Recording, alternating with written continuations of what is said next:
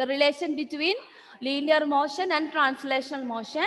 So in that linear motion and rotational motion, that is what we were discussing so far. In that, another one, what we are dealing is relation between inertia and inertia in rotational motion. Okay. Yes. Uh, Still, there are many students have to join. I don't know how it is. Yeah. Okay. Yes. Come on live, all of you. Yes. Sri Hari, can you tell me what is moment of inertia? Ma'am, I was in the last class. Are you saying because sound is very low? Come closer to your mic. Suppose if you are not using headset, you come closer to the computer Ma'am, speaker I and was in the yeah. last class. Yes. Tell me what is inertia, moment of inertia, Sri Hari? Ma'am, I was in there in last class.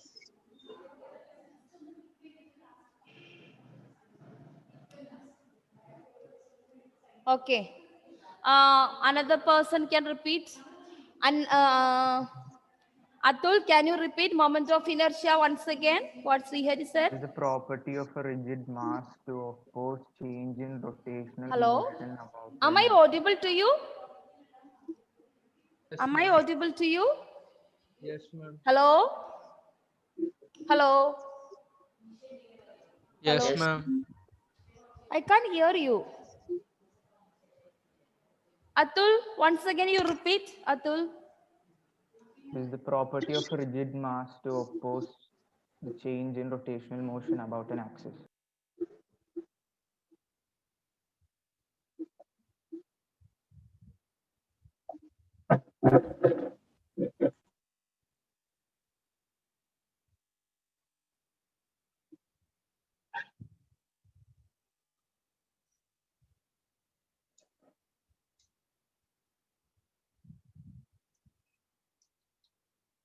Once again. Property of a rigid mass to oppose rotatory motion about an axis.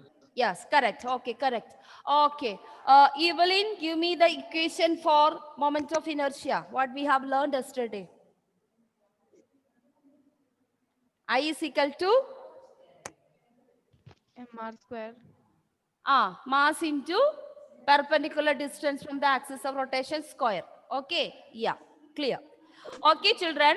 So after that, we have to learn two theorem, perpendicular axis theorem and parallel axis theorem. But from this year, it has deleted.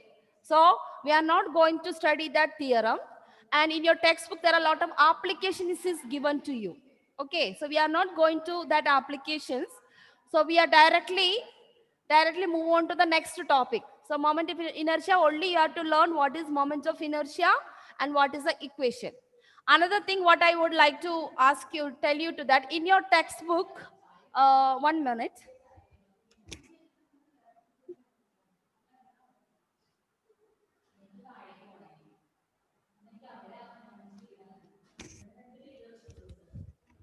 So in your textbook page number, those who don't have textbook, no problem, but you can write it down. You can write it down that page number. Your page number, you will get a table of moment of inertia of regular objects. So last year and all, I have to teach you all the derivations of that regular objects. So this year you don't have it because it is application of perpendicular axis theorem and parallel axis theorem. So today we don't have it, but you have to learn that table, that formula alone you have to learn. Ma'am, Yes. ma'am, can you tell the page I again? will tell you. I will tell you. Page number 165. Those who are textbook, you can take page number 165.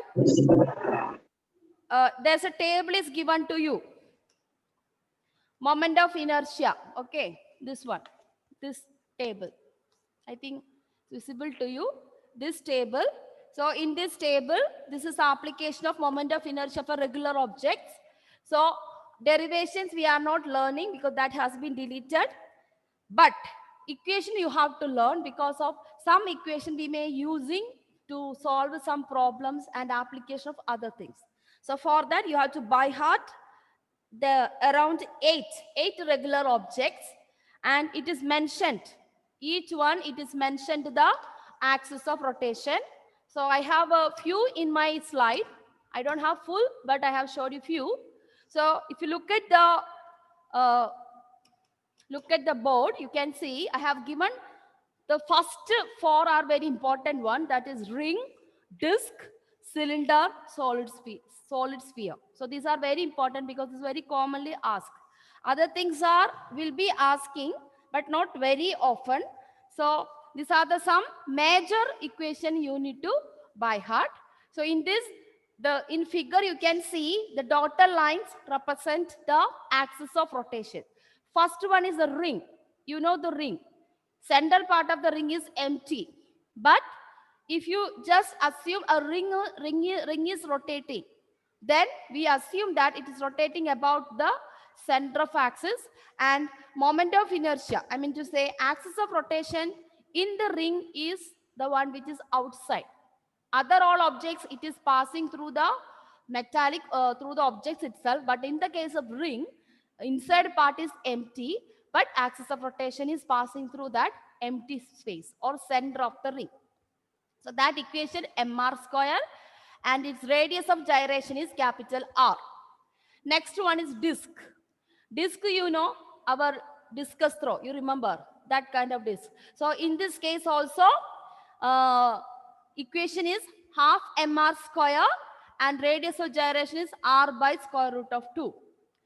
And in the case of disc, axis of rotation passing through this way, okay, through the diameter of the disc. Axis of rotation is passing through the diameter of the disc. If you look at in your text, we can see that.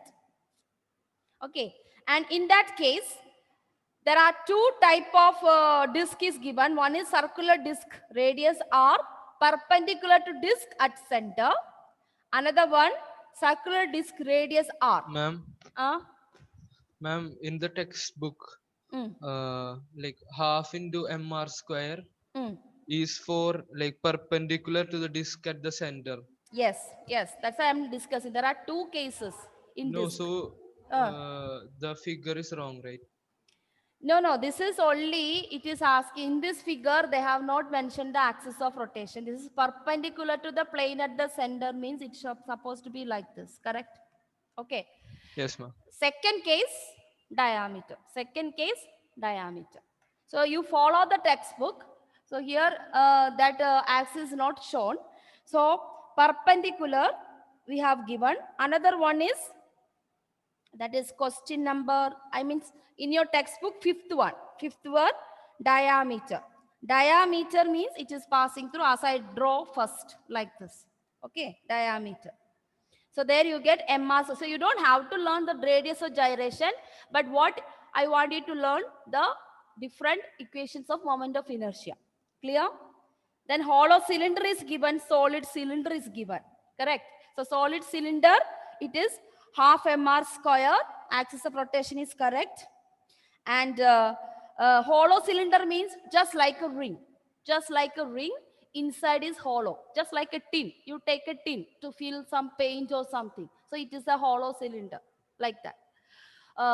Solid cylinder means inside part also filled with the material. So in both the cases also, axis of rotation, there's a not much different, little difference is there. In hollow cylinder, it is mr square, but solid cylinder, it is mr squared by 2. So that is the two differences. Similarly, in the ring also same way. Here it is only one is given. In your textbook, two type of rings. That means one is perpendicular to the plane like this. Another one perpendicular the diameter like this. So that is number 1 and 2. Then third one is the rod. Axis of rotation of the rod. Just like a rod.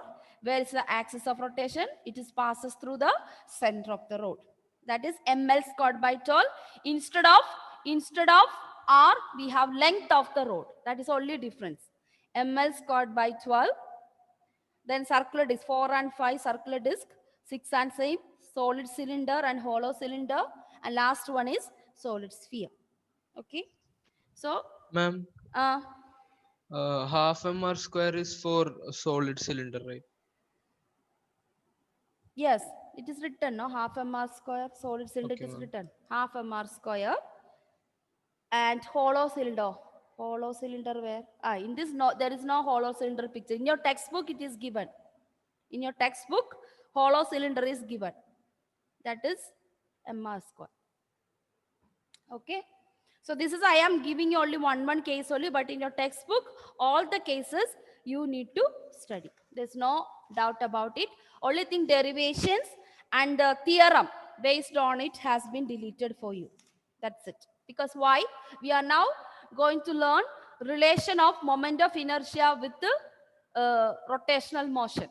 So relation of moment of inertia with the rotational motion means you are going to get a relation connecting acceleration, inertia, kinetic energy, inertia, velocity, inertia. So we are going to incorporate moment of inertia with angular velocity, acceleration, angular momentum, and as well as kinetic energy. So that is what the next session we are moving on to.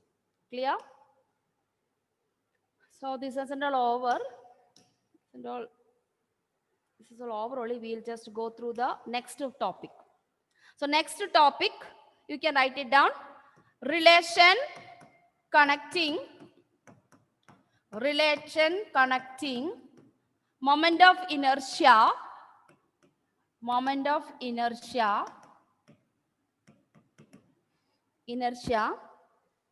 with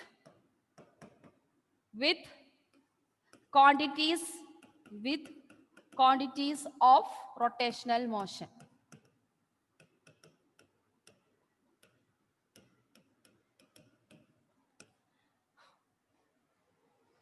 Or we call it, this entire thing, connecting moment of inertia, we call another branch of physics in mechanics. This is known as kinematics. This branch of physics, it's a part of mechanics, and since we are related with rotational motion, so we call it is as kinematics.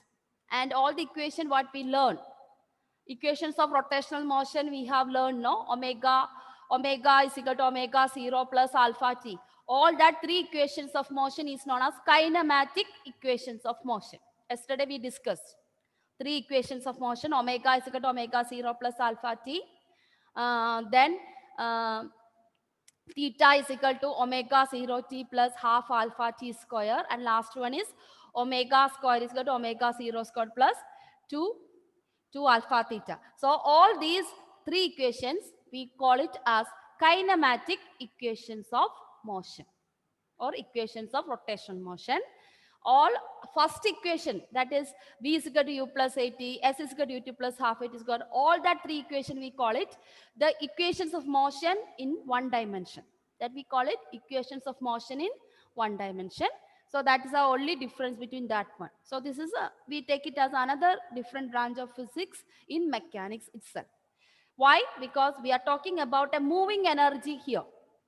Fan is rotating, flywheel, and all these are a moving energy. Moving energy means kinetic energy. Okay.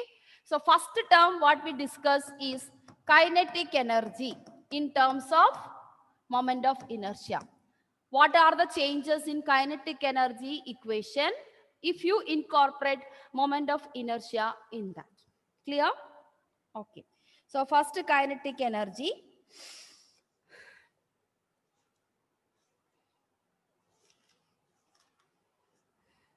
So we can just draw a rigid body without any shape.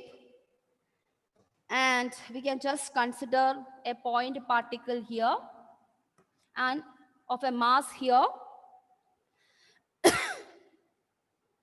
And just to think about axis of rotation of this irregular, it's an irregular shape. So axis of rotation of irregular shape, just imagine this is the axis. This is axis. And this direction indicate velocity. This direction indicate velocity. And this distance is known as r. That is the distance between axis of rotation and the particle. So this is one particle. You can name it as particle P if you want. And rotation is anti-clockwise direction with angular velocity omega. So these are the assumptions we take in order to prove it.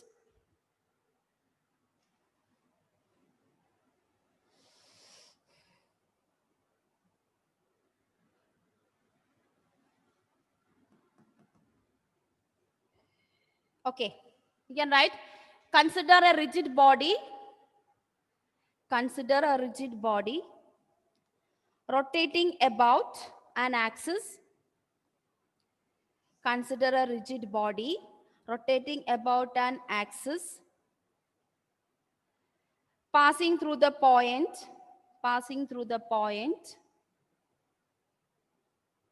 point P.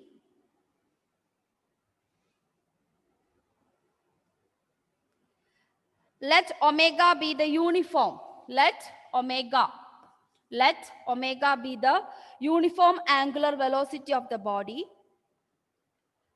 Let omega be the uniform angular velocity of the body.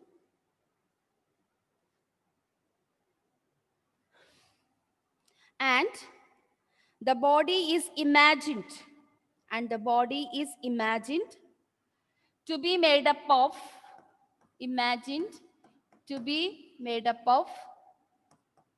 large number of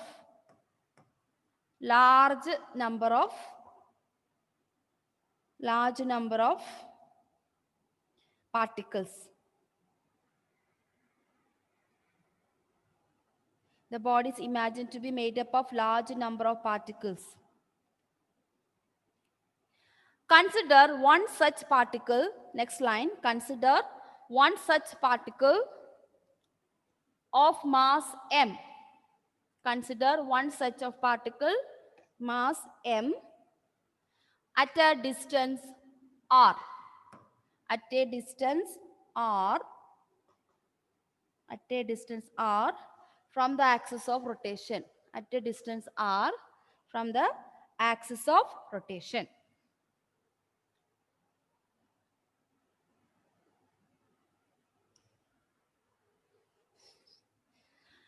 So we have learned the relation between linear velocity and angular velocity. We have linear velocity of the particle.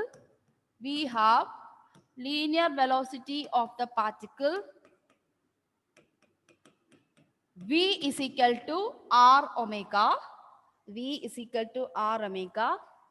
Thus, kinetic energy of the particle half is equal to mv square. So let us give this is as equation 1, this is as equation 2. Half mv square. Now what is the next step? Substitute r omega here. By substituting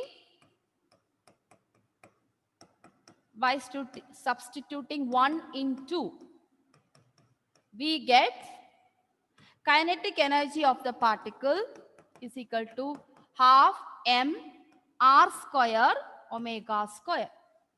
Half m r square and omega square. Now, from this you know what is mr square. It is going to be a moment of inertia of a particle. We are not specifying whether it's a cylinder or nothing because it's an irregular object. So in irregular object, every time we take it, moment of inertia as mr square. That is a common equation. Only regular shaped objects, moment of inertia is different. So since it's the irregular object, we can write half mr square omega square, that is equal to half I omega square. So we are getting kinetic energy in terms of kinematic equations, or in the case of rotational motion, we can write it kinetic energy is equal to half I omega square. Kinetic energy is equal to half I omega square. So that you put it in the box. So that is one equation, you are getting it. Thus, this is for one particle. Thus, for entire system, we consider total inertia as by applying the summation. That is half into sigma mr square into omega square. So this is for entire system. That is, we have to add all individual inertia and then you get the equation.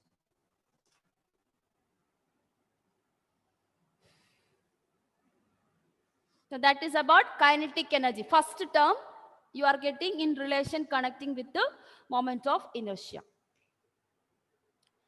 Now second term, what you are going to get is angular momentum. Angular momentum in kinematics.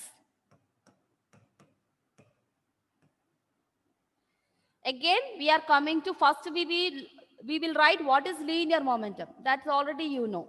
So write down. We have linear momentum. Linear momentum.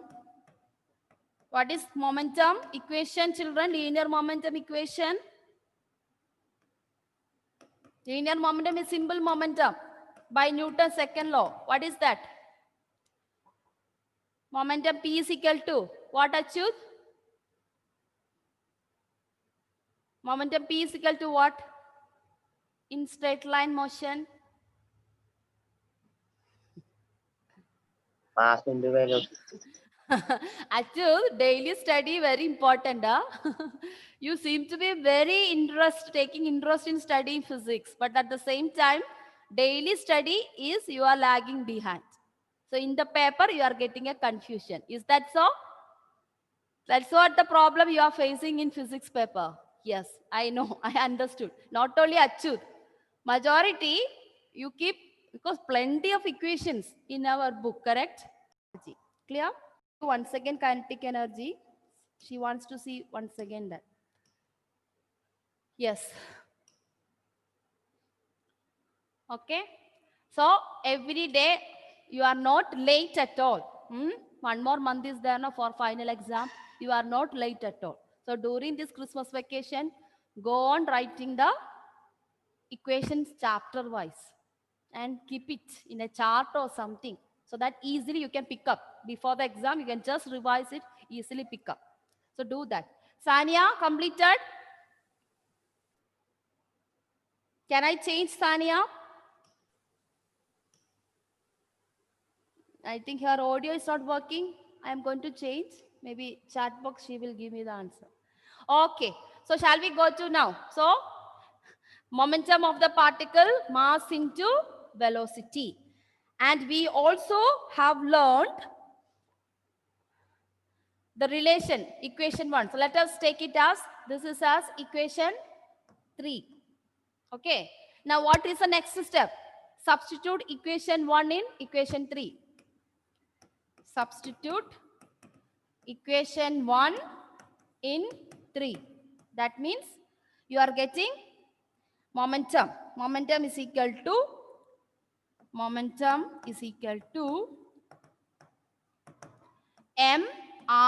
omega. Instead of v, we have mr omega.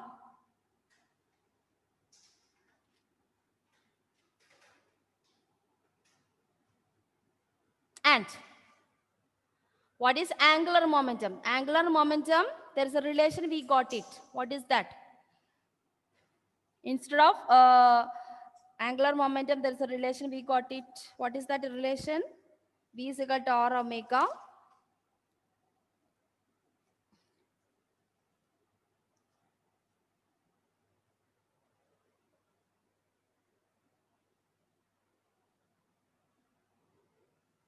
Now, yeah, so now this is linear momentum. Now we already learned momentum of the particle about the axis. Momentum of the particle about the axis. We got the relation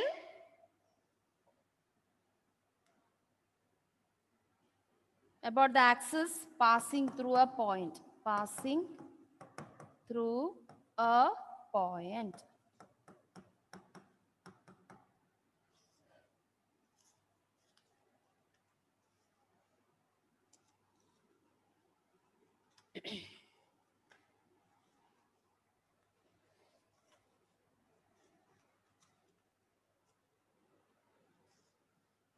Do you remember that, children? That was, what is that, R into P? Do you remember?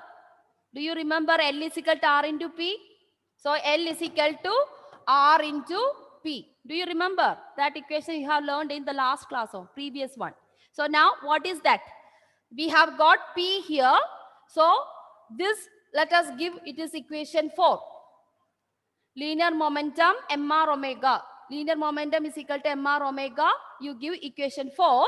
Now let us give this is as equation 5. Equation 5. Now what we do? Substitute equation 4 in equation 5. That means this is P. This is our P. Substitute that here. Can I change now? Did you complete? Ma'am, Hmm? is it L equal to R into P? Yeah, that's it. L equal to R cross P. That is what we have learned. L is Yeah. equal to R R cross cross. P. It is RP sine theta actually. Suppose you consider theta is 1, then that means it's a parallel. That means then you will get only product. That is P into R. So that is what I have written. So you can just write in bracket, you write if sine theta is equal to 1. So there is a case because it's a vector. We have learned R cross P, but we just assume sine theta as 1, then you will get angular momentum L is equal to RP. Okay, that you can write it in bracket. Clear? Therefore, by substituting 4 in 5, 4 in 5, angular momentum we are going to get mr omega into 1 more r. So it is going to be mr square omega. And you know what is mr omega for a irregular object? Again, you are going to get I omega. So you are getting a relation connecting angular momentum in terms of moment of inertia. And for entire system, you can only substitute sigma. That's enough. For entire system, L is equal to sigma mr square omega. So we got the second term, angular momentum.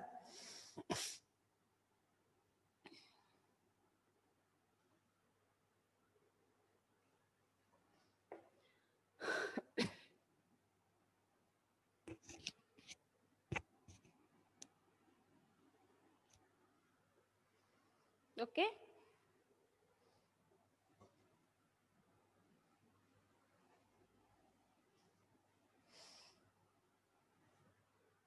Can I change or you are not yet complete?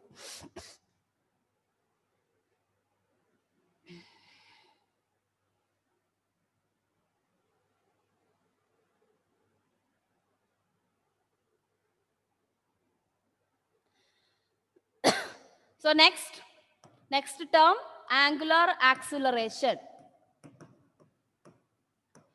Actually, we are applying Newton's second law. First we completed energy, then we come to angular momentum, then from to acceleration. So we have linear acceleration. We have linear acceleration about the axis of rotation, about the axis of rotation of a particle, you have learned in before. Alpha is equal to change in angular velocity by time. Alpha is equal to d omega by dt,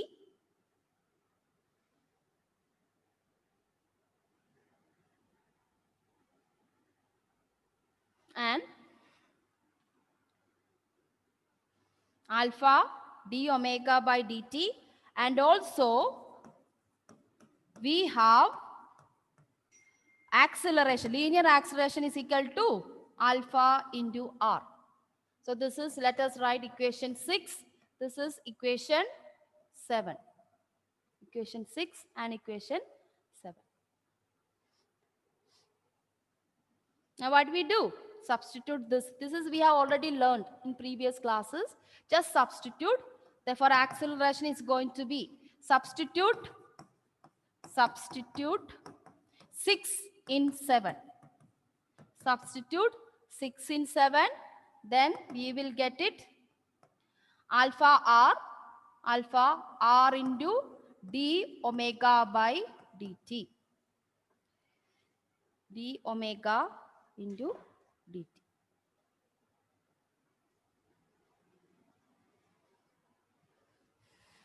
Okay. So that is the angular acceleration. So we can get it here. We are not incorporating the inertia. We will be incorporating once you find out the force. So this is required. So let us give this is as equation 8. Okay. So remaining relation we will continue in the next class. Okay. Just write equation up to 8. Because continuation of this we go to the next class. Okay. Thank you.